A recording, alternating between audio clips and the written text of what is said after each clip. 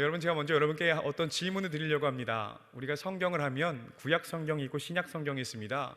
그렇다면 이 성경을 딱 이야기했을 때 떠오르는 인물이 혹시 누가 있습니까? 제가 만약에 구약 성경에 대해서 떠오르는 인물 가장 먼저 물어본다면 여러분들은 어떤 사람을 먼저 대답하시겠습니까? 그리고 신약 성경을 물어보면 어떤 인물을 대답하시겠습니까? 구약 성경에도 참 많은 인물이 있습니다. 아브라함, 이삭, 야곱, 요셉, 참 많은 사람들이 있죠. 신약은 두말할 것도 없습니다. 예수님도 있고 12제자도 있고, 제가 살면서요 12제자 이름 다 외운 사람은 본 적은 없는데요, 굉장히 많습니다. 근데요, 이 제자들 말고요, 이제 정말 많은 사람들 중에 제가 그때 왜 이 질문을 드렸냐면, 조금 더 국한돼서 질문을 카테고리를 좀 범주를 좀 좁혀보겠습니다.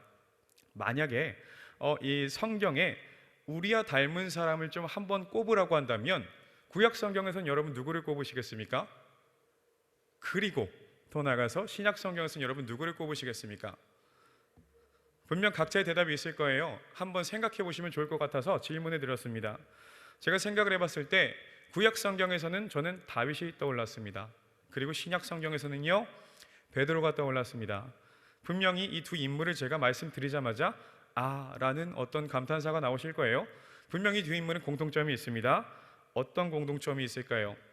이 사람들은요 하나님의 그 은혜가 그 삶 가운데 임했을 때는 정말 누가 봐도 부족하지 않고 차고 넘칠 정도의 그 능력으로 그 사역을 능히 이기고요, 사단 마귀 이런 거 틈타지도 못하게 하고요, 적들이 헤어쌌을 때 오직 하나님의 능력을 다 이겼던 사람들인데요, 근데 문제가 뭐냐면, 문제가 있습니다. 분명 문제가 있죠. 우리에겐 이 문제가 뭐냐면, 하나님의 은혜가 거기 임하지 않았을 때 정말 부족하고 실수투성이에다가 마치 우리가 하나님과 멀어졌을 때처럼 계속해서 실수하고 넘어지는 것들이 연발하고 나타납니다. 다윗 한번 생각해 볼까요? 여러분, 다윗은요 그 시작부터 하나님께서 굉장히 큰 은혜로 이끄셨습니다. 근데 다윗은 아시죠?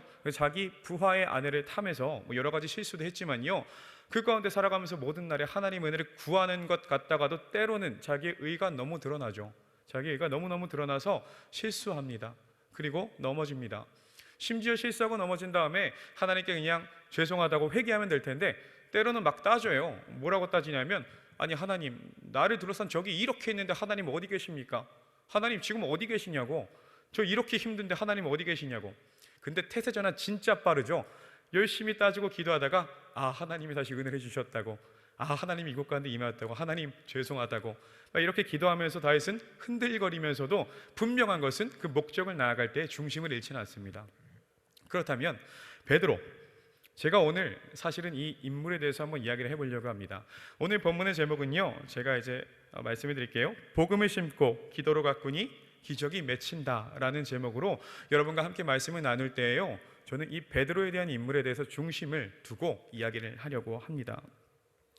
여러분, 베드로에 대해서 얼마나 아시나요? 베드로는요, 아시다시피 예수님께서 가장 먼저 불렀고, 그리고 예수님의 제자 중에 수제자가 누구냐고 묻는다면 모두가 베드로를 이야기할 정도로 베드로는 굉장히 유명한, 우리가 기억하고 알고 있는 그러한 인물입니다. 이 사람이 했던 얘기가 있죠. 신앙 고백, 아주 유명한 신앙 고백이 있습니다. 어떤 신앙 고백이요? 제가 읽어드릴게요. 마태복음 16장 13절부터 15절까지입니다. 예수께서 가이사랴 빌립보 지방에 이르러 제자들에게 물어 가라사대, 사람들이 인자를 누구라 하느냐? 가로되 더러는 세례 요한, 더러는 엘리야, 어떤 이는 예레미야나 선지자 중에 하나라 하나이다. 가라사대 너희는 나를 누구라 하느냐? 그리고 16절부터 17절이 아주 위대한 베드로의 신앙 고백이 되겠습니다. 시몬 베드로가 대답하여 가로되 주는 그리스도시요 살아계신 하나님의 아들이시니이다. 예수께서 대답하여 가라사대 바요나 시몬아, 내가 복이 있도다. 이를 내게 알게 한 이는 혈육이 아니요 하늘에 계신 내 아버지시니라. 아멘. 베드로는요, 성경을 읽다 보면요 정말 말을 잘하는 것 같아요. 우리는 베드로를 기억할 때 막 다혈질에 때로는 말보다 행동이 앞선다라고 이렇게 생각하는 경향이 있는데요, 근데 그가 했던 고백들을 보면요 정말 멋진 고백들이 많습니다. 그런데 이 고백에 대해서 예수님이 한번 딱 방점을 찍으셔요. 딱 찍으십니다. 17절 제가 다시 한번 읽어볼게요. 예수께서 대답하여 가라사대 바요나 시몬아, 내가 복이 있도다. 이를 내게 알게 하니는 혈육이 아니요 하늘에 계신 내 아버지시니라. 그리고 이렇게 그럼에도 불구하고 하늘에 계신 아버지로부터 그런 은혜를 받아서 그 그리스도라는 고백을 했던 그 베드로에게 예수님께서 뭐라고 말씀하시는지 제가 차근히 또 읽어드릴게요. 또 내가 내게 이르노니 너는 베드로라. 내가 이 반석 위에 내 교회를 세우리니 음부의 권세가 이기지 못하리라. 내가 천국 열쇠를 내게 주리니 내가 땅에서 무엇이든지 매면 하늘에서도 매일 것이요 내가 땅에서 무엇이든지 풀면 하늘에서도 풀리리라 하고, 이에 제자들을 경계하사 자기가 그리스도인 것을 아무에게도 이르지 말라 하시니라. 이렇게 이 베드로에 대해서 예수님이 말씀하십니다. 너의 고백은 정말 멋진 거 알겠는데 너가 다른 제자들에게 물어봤을 때 제자들은요 남의 대답은 그럴듯하게 합니다. 얘들아, 너희가 듣기에 사람들이 날 누구라고 말하느냐 했는데 더러는 엘리야요, 더러는 선지자요. 남의 대답은 그럴듯하게 하지만 다른 제자들은 그리스도라고 말했습니까? 사실은 아무도 말하지 못했습니다. 여기서 유일하게 베드로만이 그 위대한 신앙 고백으로 주는 그리스도시요 살아가신 하나님의 아들이십니다 라고 고백을 했는데요, 이렇게 이 멋진 고백 이후에 베드로의 어떤 삶에 대해서 저희가 한번 조명을 다시 한번 비춰볼까 합니다. 그리고 이제 마가복음 이후에는요, 때는 곧 유월절이 이제 유월절 전날이 돼요.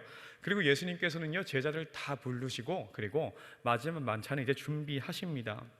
그러면서요 그 마지막 만찬 가운데 예수님이 이렇게 말씀하셔요. 이제는 나의 장례를 준비해야 된다. 내가 곧 죽을 것이라고 하시는 거죠.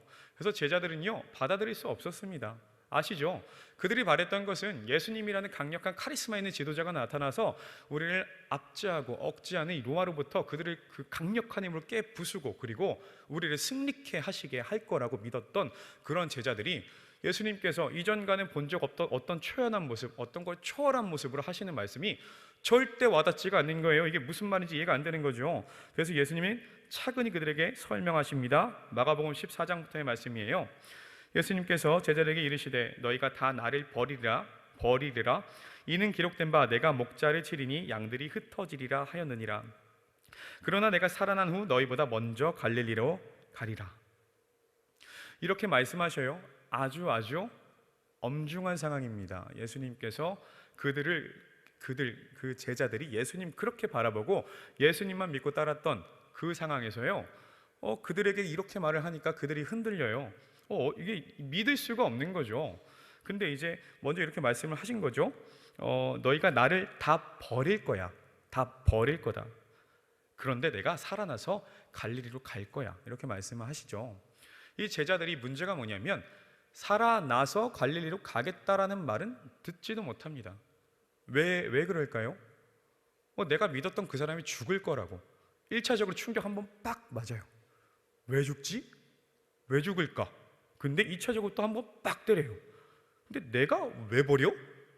이해가 안 되는 거잖아요. 제자들은 이해가 안 돼요, 이 상황에 대해서. 그래서 이 베드로가요 갑자기 그럴듯하게 말 아주 잘하는 베드로가요 거기서 뭐라고 말하는지 한번 들어보세요. 베드로가 여쭤오되 다 버릴지라도 나는 그렇지 아니하겠나이다. 여기서 아주 멋지게 말을 하죠. 그 12제자 중에 11제자가 있었어요. 근데 이 베드로가 앞에 나서서 하는 말이 이 사람들이 다 예수님 버려도 나는 안 버릴 거라고. 아니 갑자기 같이 있는 제자들은 뭐가 됩니까? 이 11명의 제자들은 예수님 버려도 난 예수님 안 버릴 거라고 합니다. 여러분 근데 아시죠? 예수님은 이 모든 것을 알고 계시잖아요. 아까 그 위대했던 그 베드로의 그 신앙 고백조차도 네가 알게 된 것은 너의 능력이 아니고 하나님의 능력인지 내가 이미 알고 있는데, 그리고 하나님의 역사가 이미 펼쳐져 있고 내가 가야 할 길은 이미 나타나 있는데, 근데 이 베드로가요 갑자기 제자를 11명을 팔죠. 이 사람들은 부인할지라도 나는 안 그러겠나이다. 이미 알고 계신 예수님이 그래도 말씀을 하셔요. 뭐라고 말씀하시냐면 제가 또 읽어드릴게요. 예수께서 가라사대 내가 진실로 내게 이르노니 오늘 이 밤 닭이 2번 울기 전에 내가 3번 나를 부인하리라. 그래서 베드로가 한 번 더 말합니다. 그래서 뭐라고 말하냐면요 31절입니다. 베드로가 힘있게 말하되 내가 주와 함께 죽을지언정 주를 부인하지 않겠나이다 하고 모든 제자도 이와 같이 말하니라. 2번이나 이 멋진 말 하죠. 첫 번째는 여기는 제자들 다 부인할지라도 나는 부인 안 한다고. 예수님 왜 나를 그렇게 못 믿으시냐고. 나 안 한다고. 예수님 다 알고 계시죠? 야 너는 3번은 부인할 거지만 내 말 똑똑히 기억해라. 여기서 또 울컥하는 거예요. 죽을지언정 난 예수님 부인하지 않겠나이다. 죽을지언정. 예수님이 이게 듣고 계신데 여러분 어떤 마음으로 예수님 듣고 계셨을까요? 여러분, 부모님들이 이 자녀들 거짓말할 때, 자녀들 거짓말하면 우린 다 알잖아요. 다 보입니다. 거짓말할 때 다 뻔히 보이는데 거짓말해요. 그러면 이거를 모른 척 해줘야 되나, 아니면 지적을 해줘야 되나, 약간 이런 순간이 옵니다.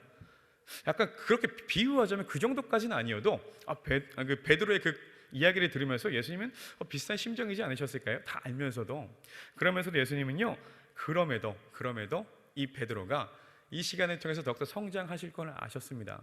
그리고 그 슬픔의 시간이 다가오죠. 어떤 슬픔의 시간이요? 이제는 예수님께서 끌려가십니다.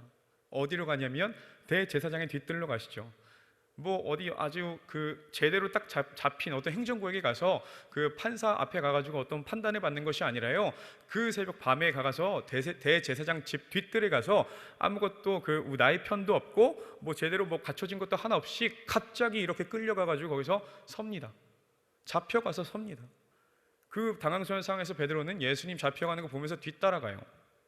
어떻게 할지 모르는 거죠. 이전까지 내가 믿었던 그 사람이 이 불과 몇 시간 만에 상황이 급박하게 변하고, 그리고 내가 정말 목숨까지 버리려고 따라갔던 그 사람이 이제는 아무것도 하지 않고 그냥 잡혀가는 그 무기력한 모습을 보면서 난 어떻게 해야 되는지 선택에 대해서 갑자기 서지 않는 이런 상황이 옵니다. 그러나 그 혼란 가운데 있어도요, 예수님을 쫓아가요. 이 베드로는 예수님 쫓아갑니다.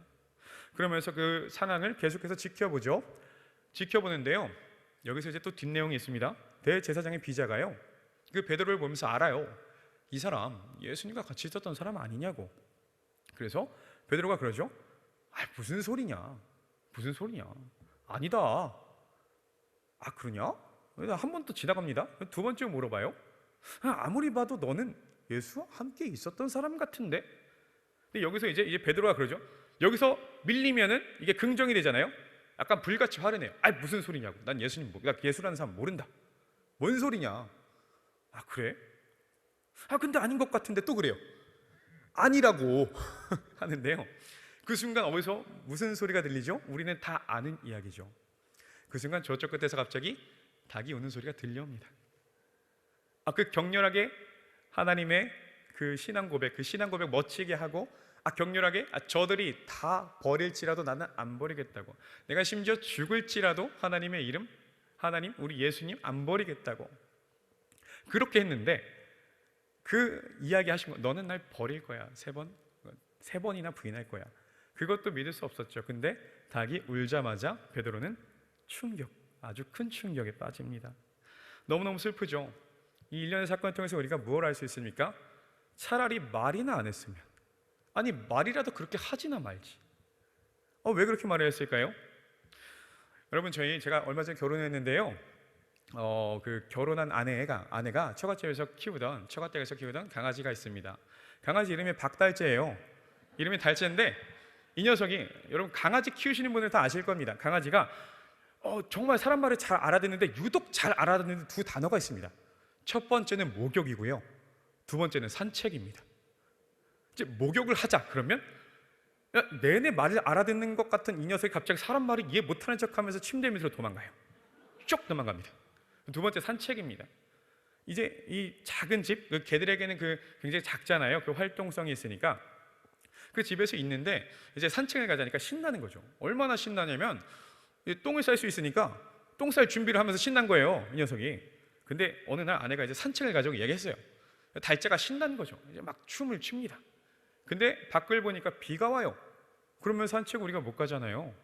산책 못 가서 달째에게 사과를 해요. 미안하다 달째야, 오늘 산책은 안 되겠다. 그러니까 이 녀석이 표정이 바뀌기 시작합니다. 그래서 아내가 화장실에 갔다 왔는데요, 아까 말씀드렸죠. 산책을 가려고 하면은 이 녀석들은 똥 쌀 준비를 하잖아요. 그 똥을 어디다 쌌는지 아세요? 아내 침대에다 쌌다고 합니다. 이 녀석 정말 똑똑해요. 자기 기분 나쁜 거 그대로 말해요. 말하는 게 아니죠. 행동으로 보여줍니다. 그 견종이 푸들인데요, 푸들 정말 똑똑한 녀석들은 사람 나이로 그 아이 한 3살에서 5살 정도의 지능을 갖고 있다고 해요. 이 달째를 보면서 그러는 거죠. 차라리 말이나 하지 말지. 차라리. 제가 어렸을 때 저희 아버지께서 식당을 하시는데요, 식당 일을 그렇게 끝마치고 오시면서 저에게 이제 연락을 주셨어요. 어린 시절 저에게 연락을 주셨습니다. 어떤 연락이냐면 세민아, 내가 오늘 갈 때 통닭을 사가지고 갈게. 그 어린 마음에, 여러분 아시죠? 통닭은 우리들의 그 어린이들의 꿈입니다. 그 바삭바삭한 튀김과 그 짭조름하고 달콤한 것들, 인생에서 줄 수 있는 달콤함이 이 정도나 될까 싶을 정도로 우리에게는 환상이 그 통닭이 있지 않습니까? 아버지가 통닭을 사오시겠대요. 그래서 기쁜 마음으로 우리 아버지의 귀환을 기다렸습니다. 근데 아버지가 오셨어요. 근데 통닭이 없어요. 아버지, 통닭 어디 있어요? 물어봤죠. 아버지가 계란 한 판 해주시면서 자, 통닭이다 이러시는 거예요. 세상에, 그 어린 나이에 저는 이게 말로만 듣던 배신인가, 그 믿음에 대한 배신과 그 꺾여짐과 그 상실감이 그 치킨 한 마리에 왔다 갔다 했습니다. 이거 뭐야 이게, 이 속상한 마음. 아버지는 그래요. 이거 키워서 통닭으로 먹으라고. 아버지가 이제 위트 있으신 분이셨어요. 근데 여러분, 사기도 한 번만 당해야지 여러 번 안 당하지 않습니까? 나중에 아버지가 장난치셔요. 또 당연히 안 속죠. 아버지도요, 이제는요 위트 있으시고 굉장히 머리가 좋으셔서요, 한 번은요 또 통닭을 사오시겠다 그래서 장난치지 말라고 했는데, 처음에는 이렇게 그 계란을 주셨다가 나중에 제가 아무 미동도 없으니까 저기 나가서 현관문 뒤에 봐보라고. 그래서 이게 무슨 소리야, 또 이제 기쁨이만 넘쳐나기 시작하는 거죠. 막 달려가요. 나가보니까 현관문 문고리에 뭐가 걸려있습니까? 통닭이 걸려있습니다. 이걸 바라보면서 저는요, 이 말 하나가 사람을 들었다 놨다 하는구나. 아니, 차라리 말이나 하지 않았으면 기대도 하지 않았고, 말이나 하지 않았으면 절망도 하지 않았을 텐데, 이 말 하나 가지고 이 달째 이 녀석은 똥을 싸고요, 저는 통닭 하나 가지고 그 어린 나이에 이것이 삶의 상심인가, 이런 걸 느끼고 있었습니다. 이 일련의 두 이야기를 통해서 제가 드리고 싶은 말씀은요, 말이 갖고 있는 힘이라는 것입니다. 여러분 모두 아실 겁니다. 하나님은 말씀으로 이 세상을 창조하셨고요, 그리고 말씀으로 우리의 참된 길을 보여주십니다. 그렇게 말이 갖는 권력은요, 정말 어떤 것도 비교할 수 없을 정도로 커요. 그런데 이 베드로는요, 그 말에 담긴 것들이 자기가 살면서 이전에 겪어본 적 없는 뒤바뀌는 세상 속에서 정말 말도 안 되는 큰 좌절감이 생기기 시작했습니다. 그 상황, 차라리 말이나 하지 않았다면. 근데 여러분 한번 쭉 갑자기 중간에서 훌 점프해가지고 오늘 본문 기억나셔요? 제가 한번 읽어드릴게요. 오늘 보면 갑자기 이 베드로가 6절부터 이렇게 합니다. 베드로가 가로되 은과 금은 내게 없거니와 내게 있는 것으로 내게 주노니 곧 나사렛 예수 그리스도의 이름으로 걸으라 하고. 여기에서 정말 신기한 게 있습니다. 뭐냐면요, 이 앞절의 이야기인데요, 원래 그 유대인들은 기도를 3번 한다고 합니다. 9시, 그리고 오후 3시, 그리고 오후 6시인데요, 그때 오후 3시에 요한과 같이 기도를 하러 베드로가 성전으로 가요. 성전 미문이라는 곳을 지나가는데요, 거기에 누가 있었냐면 날 때부터 안진뱅이였던 사람이 있습니다. 이 안진뱅이는요, 살아갈 생계수단이 하나도 없어요. 어차피 자기는 이렇게밖에 살 수 없을 걸 알아요. 희망도 없고 소망도 없습니다. 정말 신기한 것은 희망도 없고 소망도 없으니까 정말 신기하게 절망도 없는 것 같아요.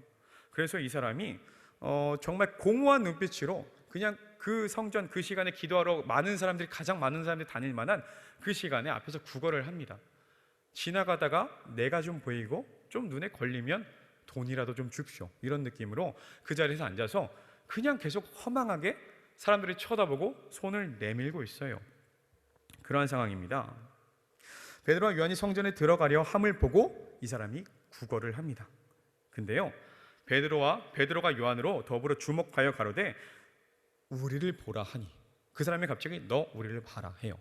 그래서 5절에서 이렇게 말합니다. 그가 저희에게 무엇을 얻을까 하여 바라보거늘. 신기하지 않으십니까? 4절에서 보고 5절에서 봅니다. 근데요, 헬라 원전에서는요, 이 4절에서 우리를 보라고 하는 베드로와 요한의 말과 5절에서 그가 저에게 무엇을 얻을까 하여 바라본다는 그 말에 바라보는 것이 신기하게도 단어가 틀립니다. 그 뉘앙스가 뭐냐면요, 아까 말씀드렸던 것처럼 5절의 뉘앙스는 그렇습니다. 나는 이미 희망이 없어. 저는요, 살아갈 힘이 없는 사람이에요. 내가 살아갈 생계 수단 구걸해서 남에게 얻는 것밖에 없습니다. 당연히 나는 남들이 누리는 평범한 삶을 누릴 수 없는 사람이기 때문에 그냥 지나가는 사람에게 한 번이라도 구걸해서 그 던져지는 돈이라도 있다면 그거로 살아갈 수 있는 사람이에요. 그런 허망한 눈빛으로 바라보는데 베드로와 요한이 지나가요. 근데 이 사람이 누군지 알겠습니까? 삶에 대한 관심이 없던 사람입니다. 그러니까 이 사람들이 사도인지 기적을 나타내는 사람들인지 몰라요. 그럼에도 불구하고 자기는 항상 했던 대로 그 자리에서 그 시간에 그 사람에게 구걸을 합니다. 베드로와 요한에게 구걸을 합니다. 근데 베드로와 요한은요, 그 사람에게 우리를 보라 하는데 그때 바라봤던 그 봄이 어떤 의미냐면 하나님의 은혜, 그 긍휼하신 그 자유로운 그 보라는 의미를 담고 있다고 합니다. 그리고 나서요, 오늘 본문의 시작이죠. 이런 말이 나오죠. 베드로가 가로되 은과 금은 내게 없거니와 내게 있는 것으로 내게 주노니 곧 나사렛 예수 그리스도의 이름으로 걸으라 하고. 이 한 문장에 두 가지 상황이 있어요. 베드로가 가로되 은과 금은 내게 없거니와, 거기는 앉아 있는 사람이 뭐야 없으면 왜? 이런 상황이 되겠죠. 근데 내가 있는 게 있어. 이것이 뭐냐면 바로 예수 그리스도의 이름이라고. 세상은 줄 수 없는 것, 예수 그리스도의 이름인데 봐봐, 일어나 걸어. 난 예수 그리스도의 이름으로 선포할 거야. 넌 일어나 걸어. 이렇게 하니까요, 오른손 잡아 일으키니 발과 발목에 힘을 얻고 뛰어서서 걸으며 그들과 함께 성전으로 들어가게 됩니다. 이게 상상이 되십니까? 이건 말이 안 되는 거죠, 사실상. 기억나셔요, 여러분? 제가 베드로의 그 말이나 하지 않았더라면 그 부끄러운 상황, 역설적인 상황, 베드로의 그 신앙 고백들, 그리고 지금 나타나는 베드로의 위대한 사역들, 이 상황의 간극의 중간에 뭐가 있었겠습니까? 예수님이 아까 말씀하셨던 거 제자리를 기억 못했다고 했죠. 그런데 그것이 실제로 일어납니다. 어떻게 해요? 부활하시죠. 그리고 다시 오셔요. 그 제자들에게 오십니다. 그리고 40일 동안 다시 차근히 가르쳐 주십니다. 내가 했던 말들, 그리고 하나님의 복음을 선포하는 것들, 그리고 우리가 어떻게 하나님의 은혜를 의지하고 나아가야 되는지. 베드로는 얼마나 부끄러웠을까요? 차라리 말이나 안 했다면 그렇게까지 부끄럽지도 않았을 겁니다. 이 신학자는요, 어떤 신학자가 그렇게 말합니다. 베드로의 이러한 그 일련의 사건들, 예수님을 부인할 수밖에 없었던 사건들이 복음서에 어떻게 드러났을까? 이것을 연구를 추적해 보면요, 복음서 기자가 그걸 어떻게 알겠습니까? 이건 베드로의 개인에 대한 부끄러움이잖아요. 실제로 베드로는요, 초대교회가 이렇게 성립될 때 이 부끄러운 고백을 스스로 했다고 해요. 왜 했는지 아십니까?